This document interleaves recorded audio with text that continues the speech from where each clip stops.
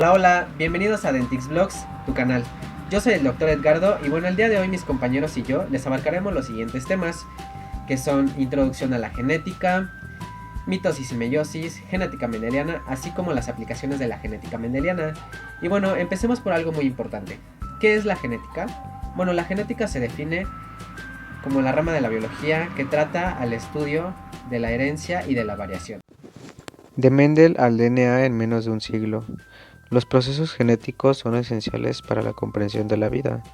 La información genética dirige la función celular, determina en gran medida la apariencia externa de los organismos y sirve de unión entre generaciones en todas las especies. En sí mismo, el conocimiento genético es esencial para la comprensión completa de otras disciplinas, como la biología molecular, biología celular, fisiología, evolución, ecología, sistemática y etología. Por consiguiente, la genética unifica la biología y constituye su núcleo.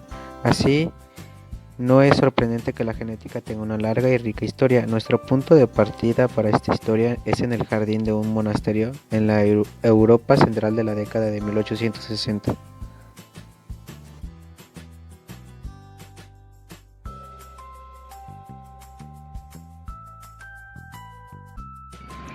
Bueno, a continuación les hablaré sobre el trabajo de Mendel sobre la transmisión de los caracteres. Como pueden apreciar, en este jardín, Gregor Mendel, un monje agustino, realizó durante una década una serie de experimentos utilizando el guisante. En su trabajo, Mendel demostró que los caracteres pasan de padres a hijos de una manera predecible. De su trabajo concluyó que los caracteres de los guisantes, como la altura de la planta y el color de la flor, están controlados por unidades hereditarias discretas que ahora llamamos genes.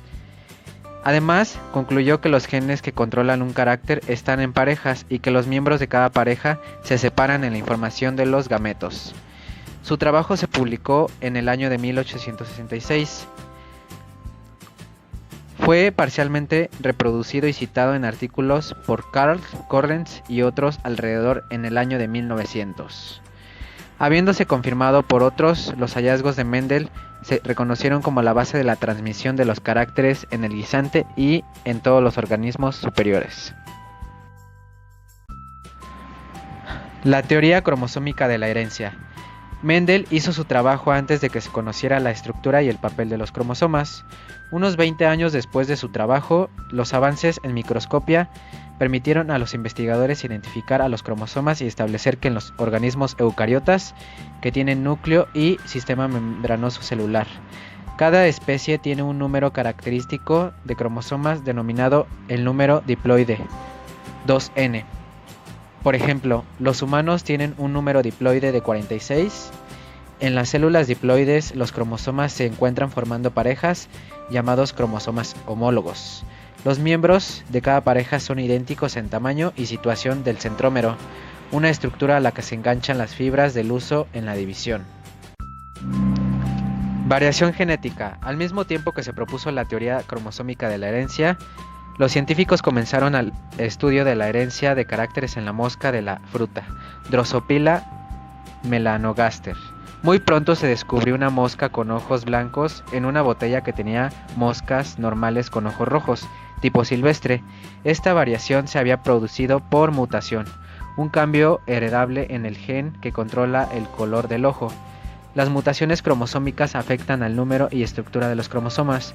Las mutaciones génicas o cromosómicas se definen como cambios heredables y son la fuente de toda la variación genética. La variante génica descubierta en Drosophila es un alelo del gen para el color del ojo. Los alelos se definen como formas alternativas de un gen. Diferentes alelos pueden producir diferencias en los rasgos observables o fenotipo de un organismo. La dotación de alelos que lleva un organismo para un carácter dado se denomina genotipo. Utilizando genes mutantes como marcadores, los genéticos han sido capaces de cartografiar la localización de los genes en los cromosomas. El descubrimiento de la doble hélice inició la era del DNA recombinante una vez que se aceptó que el ácido nucleico en la forma del DNA lleva la información genética. Los esfuerzos se centraron en descifrar la estructura del DNA y el mecanismo mediante el cual la información almacenada en esta molécula se expresa para dar lugar al fenotipo observable. Esto se consiguió en los años siguientes.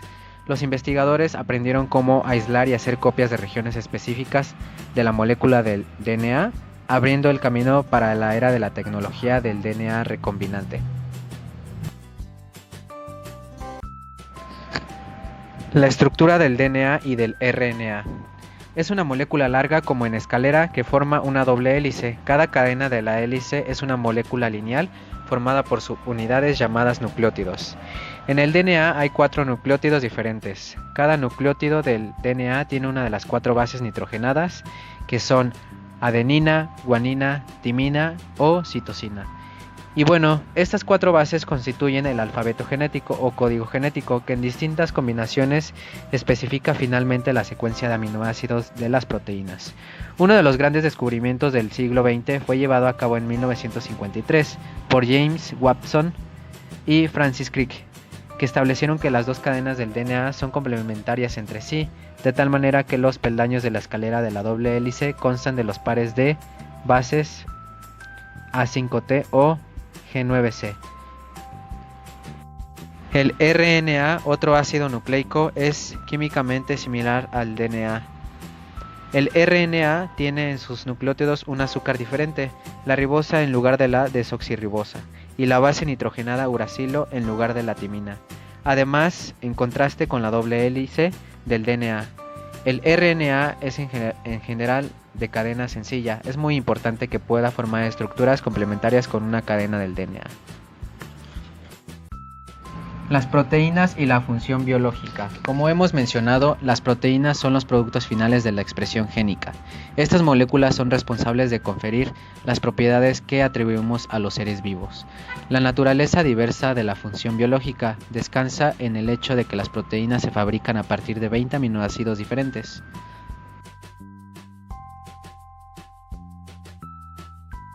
Mi nombre es Abigail Gómez Cortés y les voy a hablar de lo que es la mitosis y la meiosis.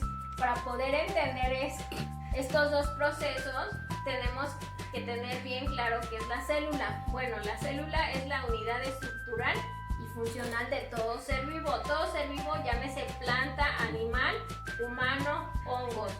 Está constituida por una membrana plasmática, un citoplasma y un núcleo. Dentro del núcleo tenemos el ADN, en el caso de la célula eucariota, y realiza funciones vitales como pueden ser la nutrición, la relación y la reproducción.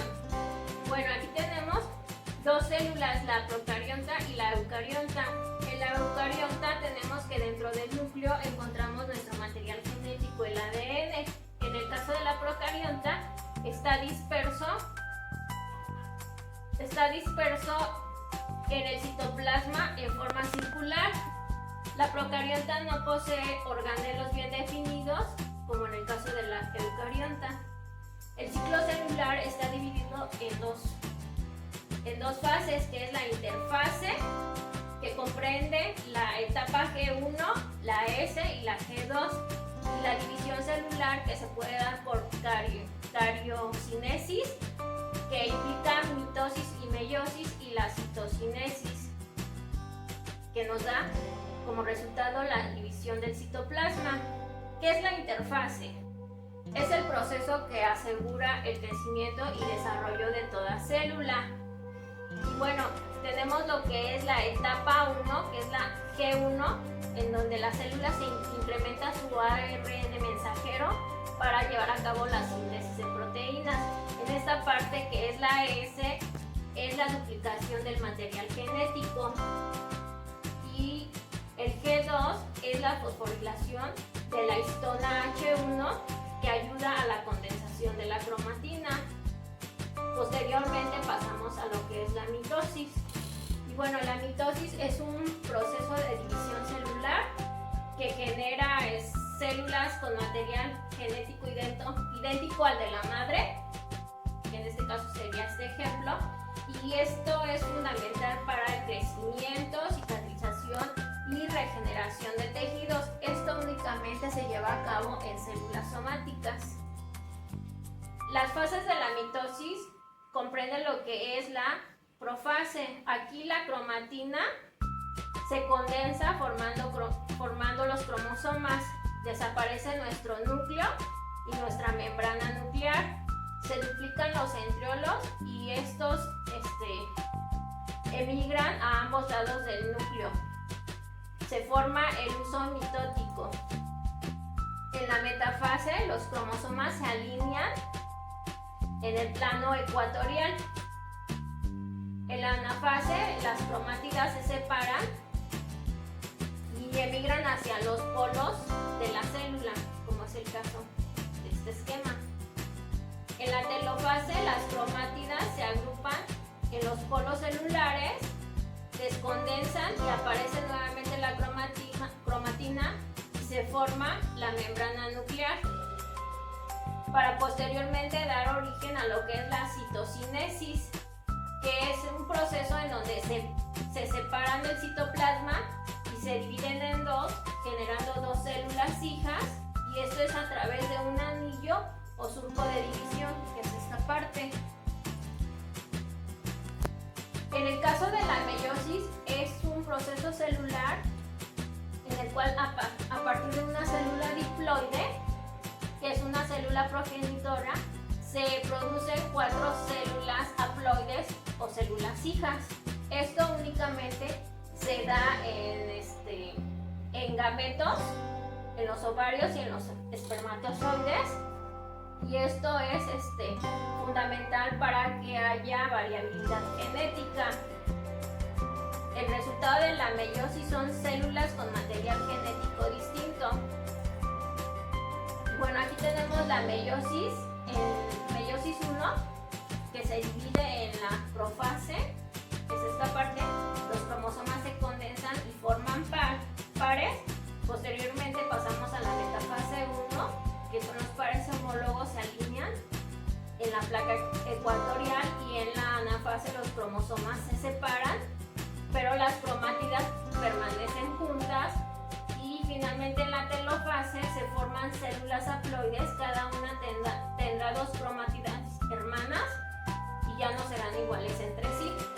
En el caso de la meiosis 2, la fase duplicativa, se separan las cromátidas para dar origen a un par de células hijas, cada una con 23 cromosomas, que a su vez cada cromosoma tiene una sola cromátida. Y aquí la profase 2, los cromosomas se condensan. En la metafase 2, los cromosomas se alinean a la placa metafásica.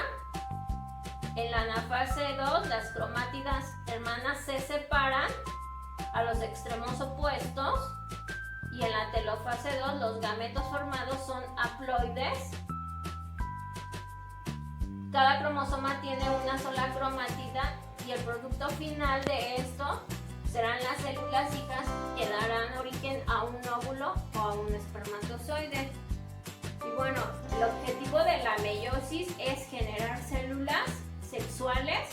Cuando un óvulo y el espermatozoide se unen, sus dos juegos de cromosomas haploides se unen y forman gametos con 23 cromosomas. La meiosis, junto con la fecundación, es la base de la reproducción sexual. ¿Y esto para qué? Para que haya una variedad genética dentro de las distintas poblaciones que puedan existir. Gracias. Bienvenidos a Dentist Blog. Hoy les hablaremos sobre la genética mendeliana. ¿Por qué se le dice así? Bueno, la genética mendeliana lleva el nombre de un famoso personaje que se llamó Gregorio Mendel. ¿Quién era Gregorio Mendel? Gregorio Mendel fue un monje católico que, aparte de ser aficionado a la jardinería, se empezó a adentrar en los experimentos. Mendel comenzó a hacer este tipo de experimentos a base de plantas de chícharos, que eran dos tipos, era el chícharo amarillo y el chícharo verde, en el cual nos decía que la planta de chícharo amarillo era la planta dominante y el chícharo verde era la planta antecesora o recesiva. Bueno, él comenzó a hacer este tipo de plano. Bueno, al tener la idea de que las plantas de chícharos tenían un alelo dominante y un alelo recesivo, él comenzó a cruzar las razas. La raza amarilla era una raza pura y la raza verde era una raza pura. Al ver que las características de la nueva planta o el nuevo sucesor, a partir de la germinación de esas dos plantas, tenía diferentes características de ambos, como por ejemplo lo podría ser la altura de la planta, la textura, que si era liso o rugoso, el tipo de color del guisante, si era verde o amarillo, y se dio cuenta que era una planta única. ¿Por qué? Porque tenía mitad de características del chícharo verde y mitad de las características del chícharo amarillo.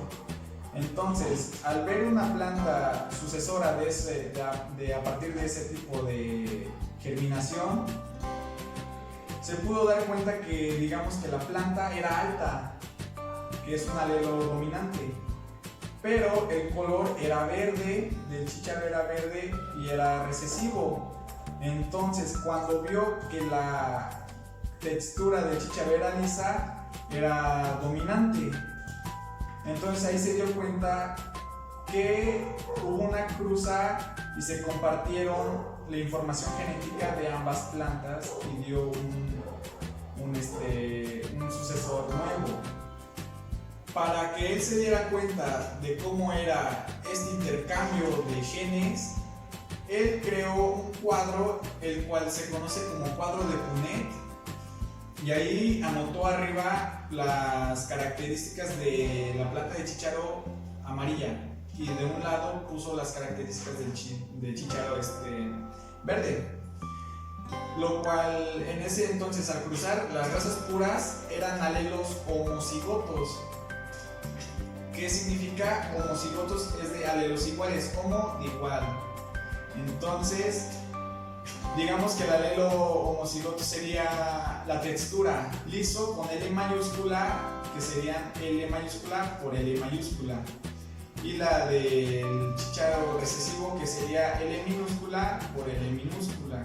Al hacer ese tipo de cruce, se daba cuenta que la L mayúscula dominaba, pero los alelos cambiaban dentro del cuadro, que ahora sería la cruza L mayúscula y L minúscula. Lo que cambió fue que los alelos fueron heterocigotos, pero lo que seguía dominando era la textura lisa. Bueno, después de haber afirmado que este tipo de cruces era una información verídica, él comenzó a investigar más a fondo y se preguntaba el por qué. ¿Por qué de esto? ¿Por qué del otro? Cuando él comenzaba a hacer el cuadro de Punnett, sabía que habían otras cosas que resaltaban, no solo la textura, no solo la altura, ni el color. Es ahí cuando se comienzan a hacer los enlaces dihíbridos, que en vez de nada más poner la textura, ponía textura, altura y la coloración, que en este caso serían ya los tres alelos recesivos o los dominantes, que sería el enlace. ¿Por qué salía con esta característica y por qué salía con otra característica? Ahí fue cuando comenzó a adentrarse más a fondo sobre el cuadro de Punnett, haciendo no solo un enlace monohíbrido, sino que ya era el dihíbrido y el trihíbrido, el cual nos quiere decir que en este caso hablaba sobre la textura, la coloración y la altura. Entonces ya eran los tres enlaces por otros tres. Al hacer la cruza se daba cuenta de que el patrón que se daba era que algunas cosas daban un mayor porcentaje y por eso es que salían con distintos rasgos que provenían de ambas plantas. Al investigar esto, él comenzó a pasar sus ideas y escribir su teoría, a la cual se le llamó la teoría de la herencia. publicó su teoría en el año de 1866, la cual consiste en 3 leyes. La primera es la ley de la uniformidad, la segunda es la ley de la segregación y la tercera es la ley de la segregación independiente.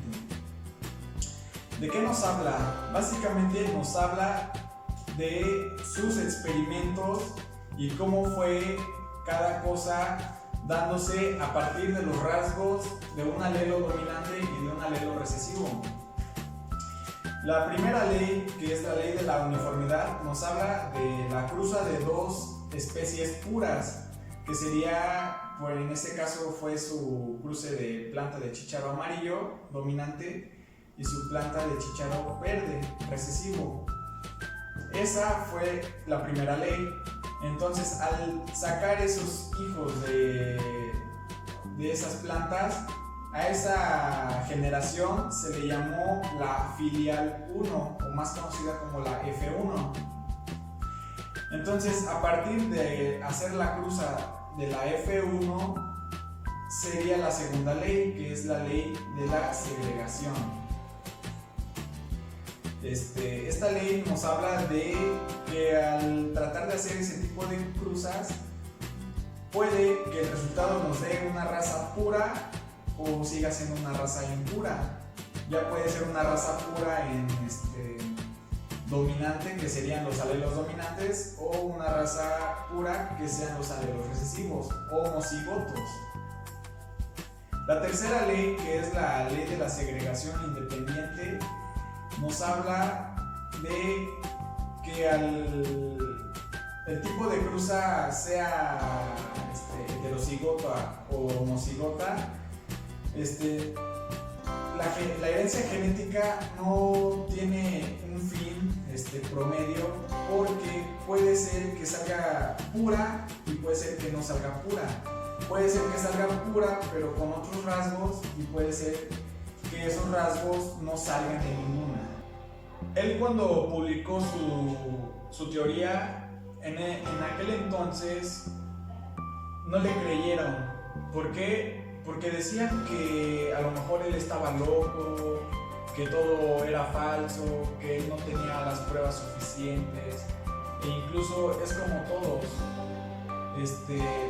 antiguos biólogos, científicos, igual al querer publicar sus teorías o sus investigaciones, nunca les hacían caso, y en un caso extremo los llegaban a matar porque pensaban que en ese tiempo era brujería o simplemente estaban locos. No fue así hasta que a principios del siglo XX, en las cosas de Gregorio Mendel, encontraron sus leyes. Entonces ya la tecnología y la ciencia había avanzado un poco más, y al checar las diferentes teorías que él tenía y los diversos trabajos que él mantuvo a su nombre, comenzaron a revelar los resultados, que esa teoría era verdaderamente creíble. Entonces reconocieron a Gregorio Mendel, ya después de muerto, de su teoría de la herencia. Es ahí cuando comenzó a entrar la genética moderna.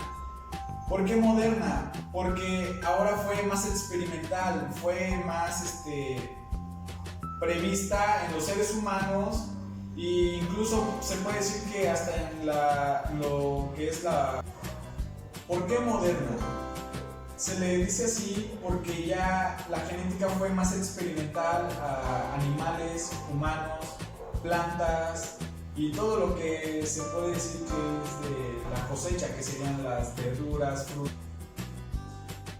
Y bueno, hablaré sobre la genealogía, que es una ciencia que nos habla sobre la herencia de los patrones genéticos que prevalecen entre nosotros. Por ejemplo, no es la misma generación, la mía actual, a las generaciones futuras, que sería la tercera o cuarta. No soy la misma generación a la que fueron mis 3 generaciones pasadas.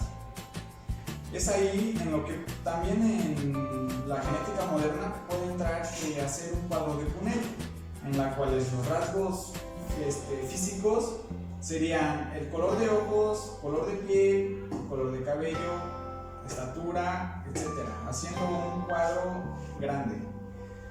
Se podría decir que hace 3 generaciones la mayoría fue con ojos de color. Hace 2 generaciones ninguno sacó ojos de color, y a lo mejor en mi generación 1 o 2 sacaron ojos de color, lo cual puede decirse que mi generación que viene o la segunda generación que viene pueden salir con ojos de color o sin ojos de color. Eso es debido a la herencia de patrones que nos va erradicando desde tiempos lejanos hasta la actualidad y se va actualizando conforme vayan pasando las generaciones futuras. Es así cuando en el cuerpo humano se podría decir que los alelos recesivos serían los ojos de color azul, la estatura baja o media, el cabello claro, la piel de una tez clara, y los alelos dominantes podría ser el cabello negro o castaño oscuro, los cafés marrones, la piel morena y la estatura alta. Es por eso que no va a ser la misma familia de esta actualidad a la familia de hace 2 actualidades. Por ejemplo, hay familias que salen de una estatura promedio de 1,60 para abajo, y hay familias que conforme van avanzando sus generaciones llegan a alcanzar hasta el 1,80 m. Hola, ¿qué tal? Mi nombre es Osvaldo Torres Corona, soy de DentiBlogs y voy a platicarles acerca de las aplicaciones de la genética mendeliana. En este caso, pues serían las 3 leyes de Mendel. Primer ley de Mendel, ley de la uniformidad. Para esta ley nos establece que si se cruzan 2 razas puras para un determinado carácter, los descendientes de la primera generación serán todos iguales entre sí, fenotípica y genotípicamente. Para esta ley, Mendel cruzó 2 tipos de chícharos, un amarillo dominante y un verde recesivo. El amarillo lo identificaremos con A mayúsculas y el verde recesivo lo identificaremos con A minúsculas. Una vez que ambos chícharos fueron cruzados, nos da por resultado un chícharo amarillo con los caracteres A mayúscula, A minúscula. El chícharo queda color amarillo porque lleva en su carácter la A mayúscula dominante. Y así finaliza lo que es la primera generación. Aunque el chícharo haya quedado en amarillo, lleva consigo el gen recesivo que podrá manifestarse más adelante. Segunda ley de Mendel, ley de la segregación. En esta ley de Mendel nos expresa que el gen recesivo se va a manifestar en la segunda generación en una proporción 3:1. Para poder entender un poquito más acerca del tema, podemos observar en la imagen el cuadro de Punnett, donde nos expresa los tipos de entrelazamientos que podrían darse entre la segunda generación de chícharos. Analizándolo, podemos observar el primer entrelazamiento que podría darse entre A mayúscula y A mayúscula, el segundo que sería entre A minúscula y A mayúscula, el tercero que sería entre A mayúscula y A minúscula, y el cuarto entrelazamiento que sería A minúscula con A minúscula. Y así es como se puede volver a manifestar el gen recesivo. Tercer ley de Mendel, ley de la recombinación independiente de los factores. Mendel concluyó que diferentes rasgos son heredados independientemente unos de otros. No existe relación entre ellos, por lo tanto el patrón de herencia de un rasgo no afecta al patrón de herencia del otro. Solo se cumple con aquellos genes que no están ligados, es decir, que están en diferentes cromosomas o que están en regiones muy separadas del mismo cromosoma. Para esta tercera ley, Mendel no solo entrelazó los chícharos verdes y amarillos, sino que agregó nuevos caracteres como la piel lisa y la piel rugosa. De igual manera, como en la segunda ley, podemos analizar esta tabla, pero agregándoles la B minúscula a los chícharos con la piel rugosa y con B mayúscula a los chícharos de piel lisa. Interpretando la tabla podemos darnos cuenta que salieron 9 chícharos amarillos con la piel lisa, 3 chícharos amarillos con la piel rugosa, 3 chícharos verdes con la piel lisa y un chícharo verde con la piel rugosa. De esta manera Mendel demostró que los caracteres se van heredando de manera independiente pero guardan relación con sus progenitores.